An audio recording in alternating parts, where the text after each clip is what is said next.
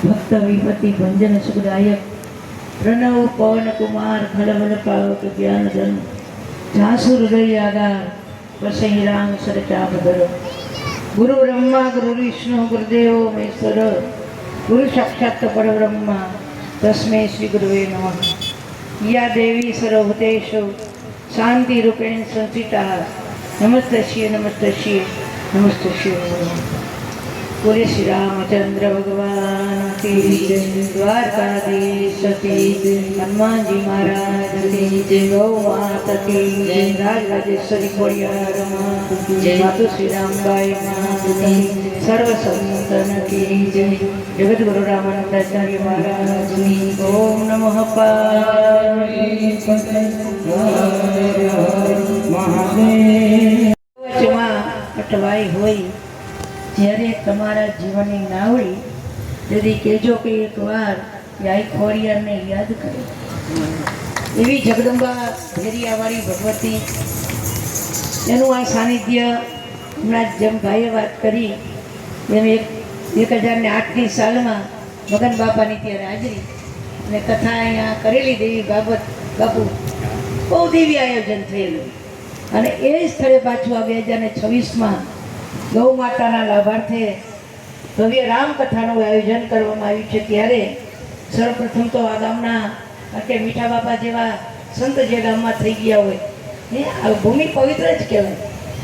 તો એ ભૂમિને વંદન કરું છું, દેવી દેવતાને વંદન કરું છું।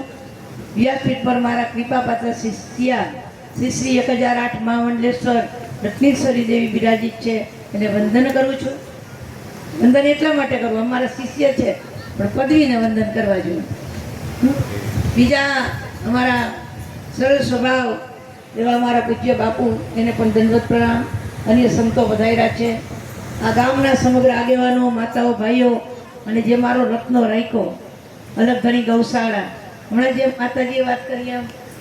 કે અમારો ભાઈનો એક સિદ્ધાંત હતો પોતાના માટે કાંઈ નહીં ખાવાની ખબર પડે નો બપોર ખરા બપોરનું ટાણું નો रात नो दी दौड़ा दौड़ी पर ई दौड़ा दौड़ी अमे करी ने ई सफल थई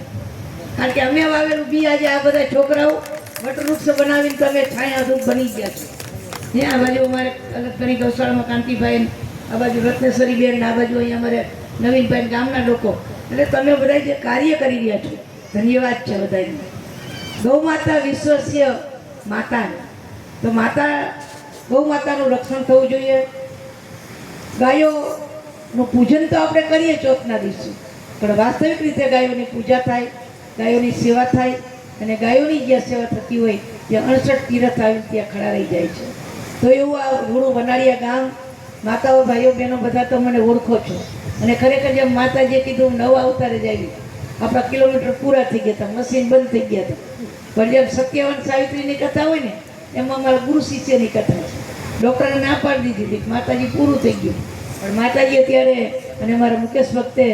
ભગવાનને પ્રાર્થના કરી કે અમને હમણાં ગુરુ પાછા આપો અને એમ કરીને મને પાછો મારો જીવ આ બે છોકરા લઈ આવ્યા નકર આપણી તાકાત નહોતી, આપણો ભંડારો થઈ ગયો।